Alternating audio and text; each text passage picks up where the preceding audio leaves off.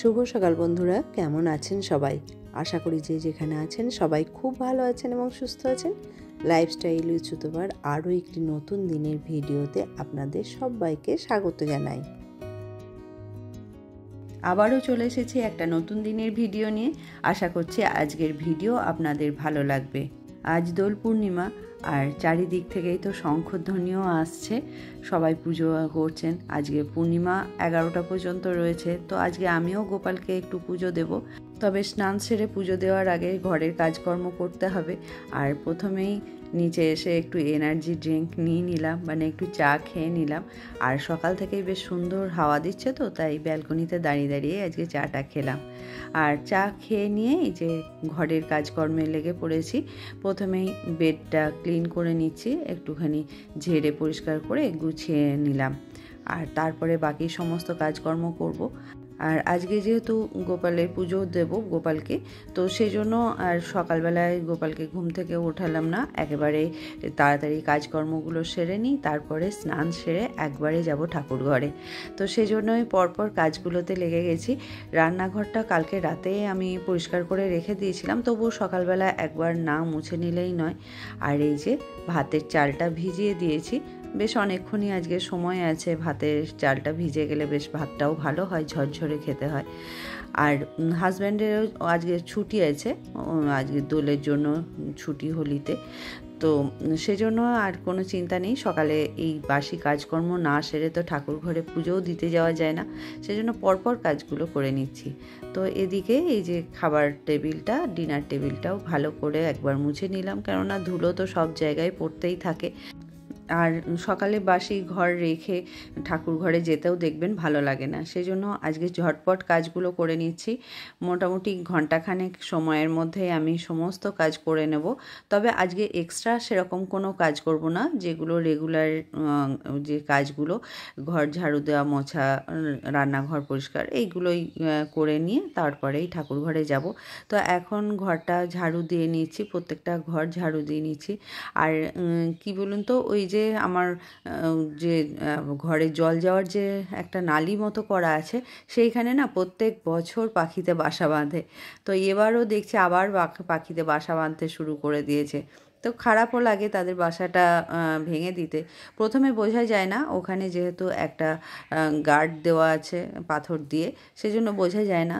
তারপরে পরে যখন ওখানে সাইড দিয়ে দিয়ে ওদের এই যে ঘাস পাতা যেগুলো দিয়ে বাসা বানায়, সেগুলো যখন বার হয়ে আসে, তখন বুঝতে পারি যে বাসা বানাতে বা শুরু করেছে পাখিতে।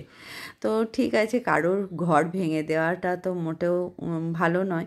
তো আমার ঘরের বাইরে যদি কারোর বাসা বানিয়ে সে যদি বসবাস করতে চায়, তাহলে করুক, কোনো অসুবিধা নেই। সে ক্ষতি তো করছে না কিছু, এটাই আর কি কথা।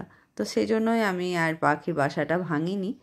তবে বুঝতে পারলাম যে পাখি বাসা বাঁধতে শুরু করেছে। ওদিকে পুরো ঘর ঝাড়ু দিয়ে তারপর আমি আবার ঘরটা মুছতেও শুরু করে দিলাম। আর আমার বারান্দা বাগানে বেশ কিছু গাছ নতুন যোগ হয়েছে। তার মধ্যে অ্যাজেলিয়া, জারবেরা, গজেনিয়া, এগুলো ছাদেই ছিল, ছাদ থেকে বারান্দাতে এসেছে ওরা এখন। আসলে এত রোদ্দুর হয়ে গেছে শীতের শেষে, এখন তো প্রচণ্ড কড়া রোদ হয়েছে, এরা সহ্য করতে পারছে না ঠিক।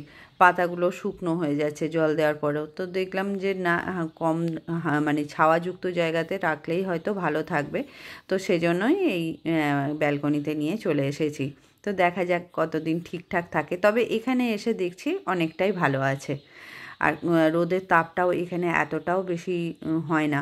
আর এই কয়েকটা দিন তো কী হারে মানে রোদের তাপ হয়েছে, আর তেমনি গরম বেড়েছে, সবাই হয়তো ফিল করতে পারছেন। এই 2-3 দিন হলো প্রচণ্ড গরম লাগছে, যেন সেই একদম গ্রীষ্মকালের মতো। মনেই হচ্ছে না যে এই যে বসন্তকালে গরম। তবে আজকে সকাল থেকেই বেশ সুন্দর একটা হাওয়া দিচ্ছে, ঠান্ডা হাওয়া। তো ওই হাওয়াটা ভীষণই ভালো লাগছে। সকালবেলায় ছাদে গেছিলাম, তখনও বেশ ভালো লেগেছে। আর 1 ঘন্টার মধ্যে মোটামুটি আমার সমস্ত কাজই কমপ্লিট হয়ে গেছে। ঘর মোছাও প্রায় হয়েই এসেছে। আর ঘর মুছে স্নান করতে যখন গেলাম, তখনই এই যে কিছু জামা কাপড় ছিল সেগুলো কেচে এখানে ব্যালকনিতেই মেলে দিয়েছি। এখন যা রোদ্দুর, এখানেই শুকিয়ে যাবে। আর এখন স্নান সেরে চলে এসেছি আর নিজেও একটু তৈরি হয়ে নিচ্ছি। প্রচণ্ড ঘাম হচ্ছে, এতটাই গরম পড়েছে, তবুও তার মধ্যে একটু সানস্ক্রিন লাগিয়ে নিলাম। ছাদে তো প্রচণ্ড রোদ্দুর। তারপর একটু তৈরি হয়ে চলে এলাম ঠাকুর ঘরে। আর এসে ফুলগুলো তুলে নিয়েছি। তারপর এই যে আজকে অনেক বেল ফুল ফুটেছে জানেন তো, তো ভাবলাম ছোট ছোট হলুদ চন্দ্রমল্লিকা আর বেল ফুল দিয়ে আজকে গোপালের জন্য এই মালাটা তৈরি করলাম। কেমন হয়েছে কিন্তু অবশ্যই কমেন্ট করে জানাবেন। আর আজ যেহেতু একটা বিশেষ দিন, তাই গোপালবাবুকে তো বিশেষভাবে সাজাতেও হবে। এই দেখুন একটু পিচকারি দিয়ে দিয়েছি, আর তার সাথে গোপালকে একটু দোলের রঙও দিয়ে দিলাম, আবির, একটু আবিরও দিলাম গোপালের পায়ে। সব ঠাকুরের পায়েই দিয়েছি, আর একটু অ্যাডেনিয়াম দিয়েও সাজিয়েছি গোপালকে। এরপর দুজনকে একটু আবির লাগিয়ে দিলাম। আর আগে তো একটা সময় ছিল যখন সবাই মিলে প্রচুর হই হই করে দোল খেলা হতো, তো এখন অনেক সময়ের পরিবর্তন হয়ে গেছে, এখন আর সেরকমভাবে দোল খেলা হয় না। সবাইকে দোল পূর্ণিমার অনেক অনেক শুভেচ্ছা, ভালোবাসা, অভিনন্দন। সবাই খুব ভালো করে আনন্দ করে সাবধানে দোল উৎসব পালন করুন। আর আজকে সকাল থেকে তো আমরা দিয়ে তারপরে ব্রেকফাস্ট করেছিলাম যে যাই হোক খাবো, সেজন্য সকাল থেকে কোনো রকম অনেকক্ষণ ব্রেকফাস্ট করিনি, যেহেতু কিছু খাওয়াও হয়নি। এই যে জন্য ডাবটাও কেটে নিলাম। তো ডাবটা কাটাই ছিল, আমি একটু জাস্ট জলটা বার করে নিচ্ছি। তো দুজনে এখন ডাবের জল খাবো। আর জলটা না অনেকটা রয়েছে, পুরো গ্লাস ভর্তি হয়ে গেছে। এতটা যে আছে আমি বুঝতেও পারিনি, কিছুটা পড়েও গেল। তো এখনও ডাবের মধ্যে বেশ কিছুটা জল রয়েছে। আর যেরকমভাবে সাদা সাদা একটা ইয়ে আসছে, তো মনে হচ্ছে যেন এটা মালাইও রয়েছে। আর ডাবের মধ্যে দেখবেন মালাই থাকলে কিন্তু সেই মালাইটা খেতে খুবই ভালো লাগে। তো জলটাও খেতে যথেষ্ট ভালো ছিল। তো এখন দেখছি কতটা মালাই আছে, মালাইটাও বার করছি। খুব একটা মানে মোটা পরতটা হয়নি, খুব হালকাই ছিল, কিন্তু খুব সুন্দর খেতে ছিল, খুব মিষ্টি। আর ডাবের জলের পরে মালাইটা খেতেও কিন্তু বেশ ভালো লাগে। তো এইদিকে আমার রান্নাও বসিয়ে দিয়েছিলাম, রান্না হয়ে এসছে প্রায়। তো ওদিকে ভাত আর উচ্ছে ভাজা তো হয়েই গেছে, এদিকে মিক্স সবজি বসিয়েছিলাম, সেটাও হয়ে গেছে। আর একটু চিংড়ি মাছ ছিল, সেটাই করে নিলাম। আর এই তো দেখুন মিক্স সবজির ঝোল। তো এখন আবার অনেকক্ষণ পর আপনাদের সাথে দেখা হচ্ছে। এখন প্রায় 5:30 মতো বাজছে, আর তৈরি হয়ে যাচ্ছি। আজকেও একটা অনুষ্ঠান আছে দোলের জন্য। তো এই যে পৌঁছে গেছি সেই অনুষ্ঠানের জায়গায়। তো অনুষ্ঠান অলরেডি শুরু হয়ে গেছে, এখানে একজন ডান্স পারফর্ম করছে। এরপর আমাদের গানের জন্য অ্যানাউন্সও হয়ে গেছে।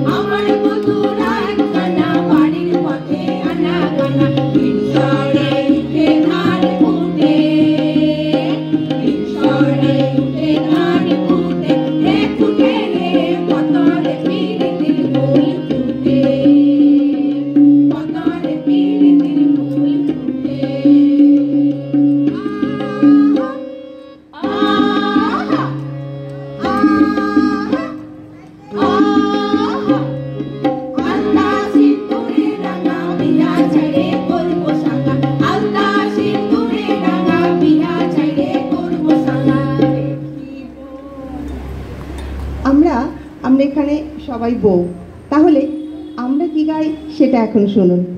আলতা সিন্দুরে রাঙা পিয়া ছেড়ে করবো সাঙ্গা, আলতা সিন্দুরে রাঙা পিয়া ছেড়ে করবো সাঙ্গা। দেখি বর খাটে কিনা খাটে, দেখি বর খাটে কিনা খাটে, হে খাটে রে পতারে পিরিতির ফুল ফুটে, পতারে পিরিতির ফুল ফুটে। বিনারে পলাশের বর পালাবো পালাবো মন, বিনারে পলাশের বর পালাবো পালাবো মন।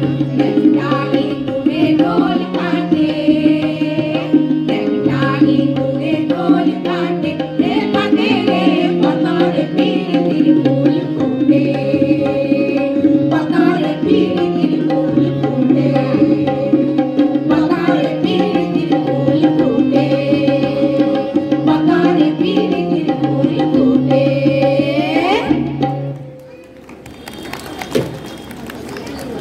তো আমাদের গান তো হয়ে গেছে, আরও একটা গানও আমরা করেছি।